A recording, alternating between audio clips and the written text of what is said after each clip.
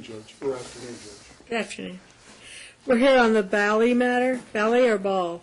Balle. Balle. This is case 392H54. Can I have appearances for the record, please? Yeah, Stephen Day for Cynthia Balle. Thank you. Good afternoon, Your Honor. Preston Brzee for Mr. Peter Balle. Okay. And this is a, we're going to pull your file out. You don't want their file? Just a motion for contempt. Pardon me? A motion to show cause. Right. It says a motion for an order to show cause. Correct. Counsel,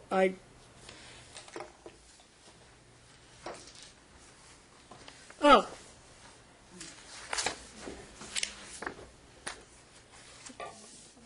Stuff in here.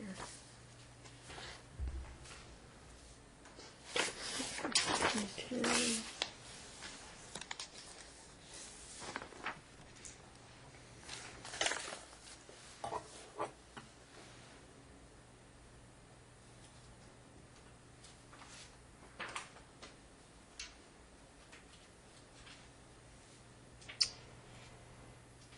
Okay, if you'd like to make a brief argument,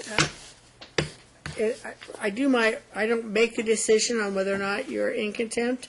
I have to set it for a trial, but if you want to make your arguments for setting a trial, go ahead.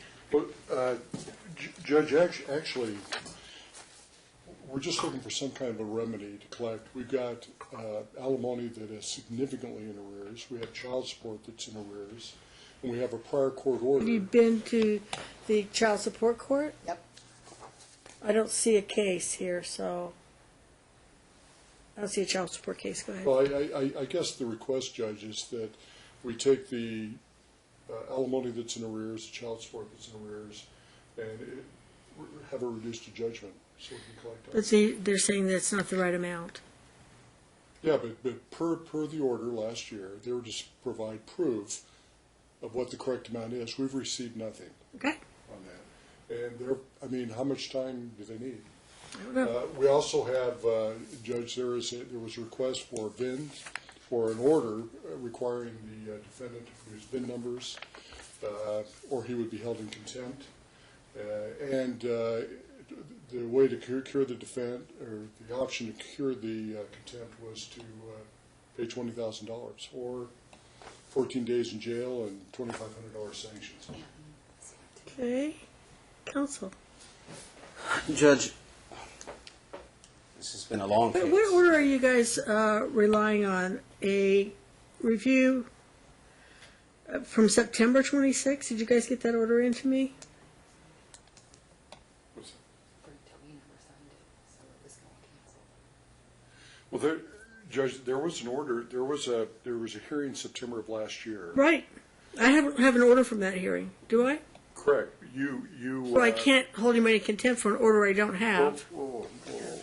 Judge, This one right here, it was. if I may, there was an order, the very last order that was issued, it was incumbent upon plaintiff's counsel at that time to prepare that order. That order was never actually prepared.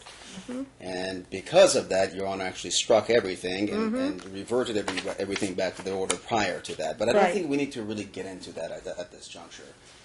There are three issues before the court, Judge. And one issue is the VIN that counsel mentioned last. I'll address them in that order. As far as the VIN is concerned, Judge, I think it's really making a mountain out of a molehill here. Those VIN numbers, Judge, were provided to Mr. Tody, and they were provided to counsel, to plaintiff's prior counsels. Just as good measure, I did provide them as part of the exhibits in this case. I understand those exhibits were struck, But you gave him copies of but the I exhibits. did give him copies of Okay. those, and they include all of the VIN numbers for all those vehicles. The Okay. next issue, Judge, is child support, and as Your Honor was mentioning earlier, there is a child support order. I have spoken personally to the District Attorney's Office Family Support Division. There is a modification currently pending before the court in that case, and there is an arrears, Judge. My client does concede that there is an arrears in that case. As a matter of fact, we prepared a schedule of arrears in this case. And Does it have a U number? Is that why it I does, don't have Judge, anything? and unfortunately I thought you would have Okay. access to I it, don't so have didn't bring access it. to those. But it is currently pending before that court. I will represent to you as an officer of this court that there is a motion pending to modify that.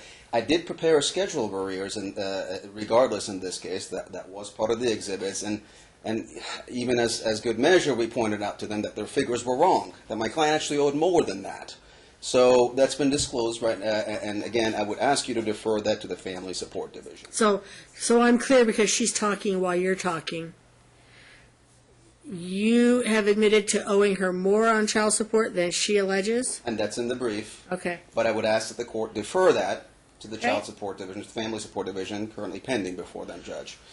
Lastly, Judge, the issue of spousal support. Now, in order to prepare for this briefing and to prepare the schedule of arrears, I actually went back and I reviewed the very first order, the decree of divorce.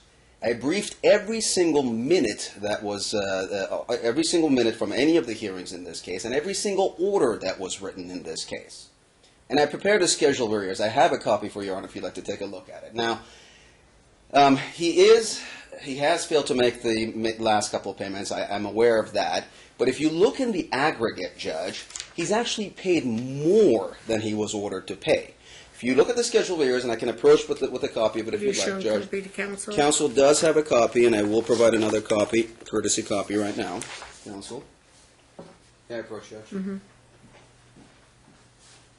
Now, if you look at the schedule of arrears and look at the brief of every single hearing we've had in this case, Judge, he's actually overpaid by $6,020. In the aggregate, the total amount owed on spousal support is $229,955, and he's paid $235,975. Now, so again, though technically speaking, he is a couple months behind. He had a spurt of unemployment. In the aggregate, he's actually paid more than he's ever been ordered to pay. In addition to that, Judge, I would submit to you there is actually no more obligation to pay spousal support. If you look at the original decree of divorce, it contemplates 7 years of spousal support. First 5 years at $4,000. The last 2 years at $3,000. The first year is non-modifiable. Subsequent to that, it's been modified a number of times, and that's contemplated in our schedule of arrears. And pursuant to the decree of divorce itself, the spousal support should have terminated in March of 2017. Yet he continues to pay. So I would ask that we refer back to the original decree of divorce, take in consideration the 7 years, take in consideration the modification for which the court found good cause for to modify every single time, and actually recognize that spousal support is actually terminated. He's paid more than his obligation. Defer child support to the Family Court Division, and again, the VIN numbers have been provided, Judge. I'll submit that. Those are the 3 issues before the court. And you guys haven't met to go over these documents before?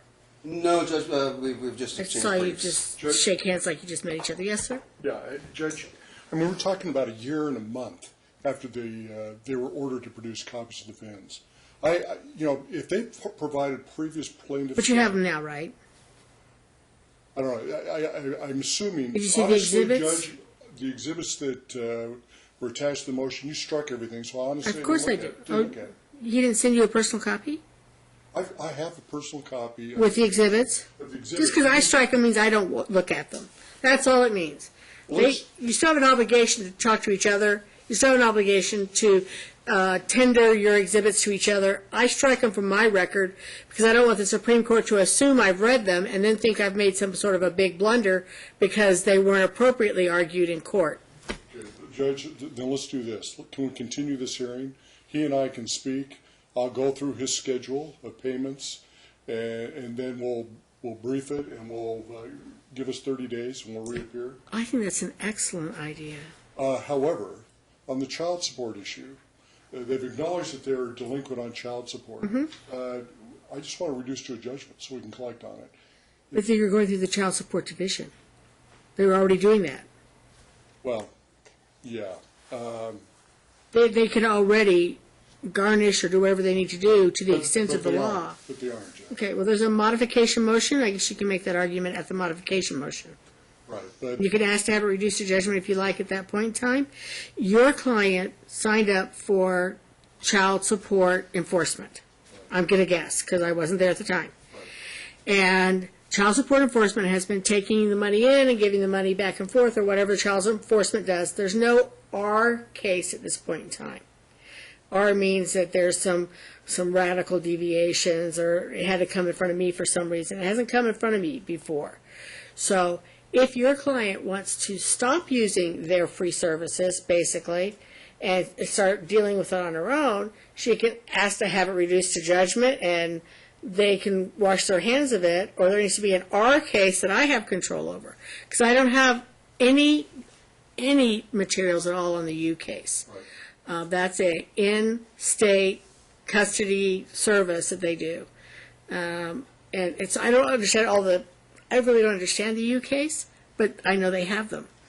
And he has said in his pleadings that he thinks he owes more than the DA says he owes.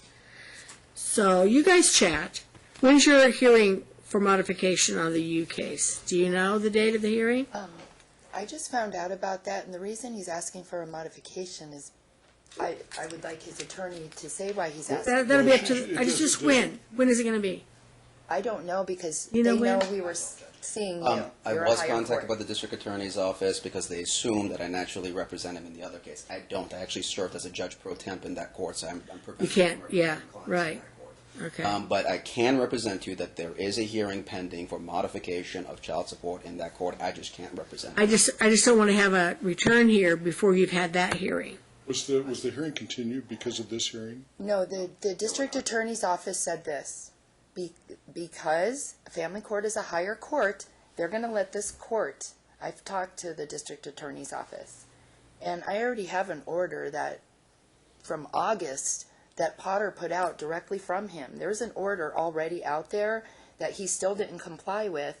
Like, he owed me money within 30 days. So, he didn't pay it. He was supposed to I go to jail for appreciate that. 25 days. I still think I need you two gentlemen to talk before I make any kind of ruling on this matter, so. But can we set it for status in 30 days? You know, No. I'm so packed right now. 60? Is there a chance for 60? You can double it up with the CMC hearing. Judge, so just for clarification then, the issue of child support is deferred to the Family Support Division. The VIN numbers have been provided, so the issue before the court is going to be on spousal support. If what you say is true, and you come back in here and he owes more than she claimed he owed, and the DA is managing everything, there's no reason to bring the child support case back to me. It's if the DA is refusing to do their job that we have a problem. And then at that point in time, you would ask to have an audit and have it in front of me as far as if they're not doing their job. What have I got? 60 days, we put it July 3rd, 4 o'clock. Judge, we actually do have an audit from the DA's office. Okay. July 3rd at 4 o'clock. Or is anybody going to be away for a holiday vacation during that time frame? Is that a Possibly. holiday? Let's do it. Spinning out. Yeah, The next week? the next week.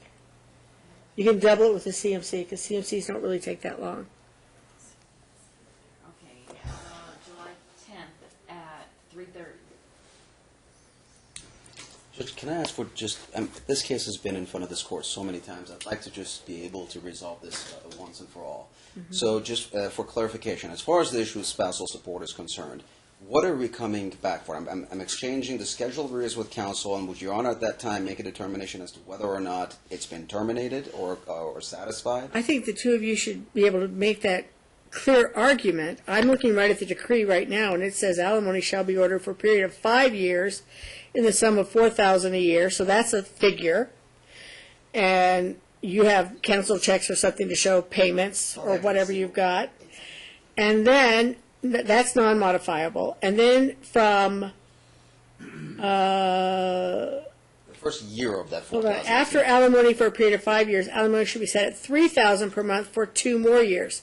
So if this started December 1st, 2009, to commence 2009, and end, it says 12/1/2010, but I'm sure that was that has to be a typo. That actually meant that the first year is non-modifiable lump sum. After that, the first year is modifiable. I had to read it twice, too. They put it in the 5 wrong years order. and some 4,000. The first 12 months The first 12 months. Okay, so 4,000 for the first 12 months, non-modifiable, but 4,000 for 5 years unless it's modified.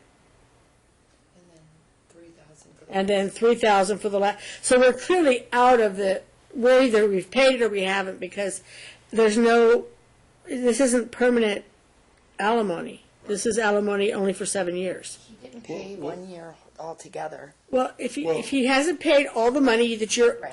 uld, That's Then there will be an arrears. make it, Yeah. you guys look at that to see if there's anything still owed. Yeah, we'll reconvene Right. in July and figure out, because I'm assuming the issues are going to be, is alimony still owed? Is there an arrearage? Yeah, alimony is ceased at this point in time. There's no future alimony due.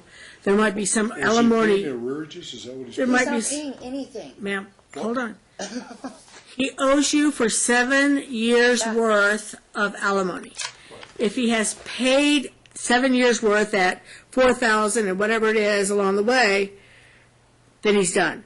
Because that If 2010 plus, 2009 plus 7 is 2016. We're in 2018. You don't get to keep adding alimony payments. I don't know what she's thinking. Well, I don't know. It doesn't matter. We're going to reconvene in July, Okay. and If I had to enforce this order right this second and say, alimony shall be ordered for a period of 5 years in the sum of 4,000, and after alimony for a period of 5 years, it shall be set at 3,000 for 2 more years. That's 7 years. no, That's all I've got. no, I get that, Judge. Okay, so The 7 years. The problem is he hasn't paid. Well, then there's some arrears, but it And doesn't then- mean but we'll talk that about it's it. going to keep. Right. We're okay. He said he couldn't afford the 3,000 a month, so Potter said, "Okay, well, I'll let you pay 1,000 a month." Well, then that was an adjustment that was made for the That 2 years extended worth. it out 6 years if he wasn't paying the $3,000 a month. No, you don't Never get a to. You don't modification get of to. time, Your Honor, ever. It was I- a modification of amount. If there's a modification of time, that's one thing. If there isn't, then he reduced the arrears, and it's still the same time frame. Right. No, I Okay. understand. Look at everything each of you have got. Make sure that you have all the VIN numbers of what you think you should have, and talk to the DA about a modification. Is he asking to modify because of? He was unemployed for several months, Judge. Okay. Why was that? All right. Why was he So unemployed? it's not really for me today. He's All in right. jail. Let's go. Was he in jail? Yes. That was it. Thank you, Judge. Okay.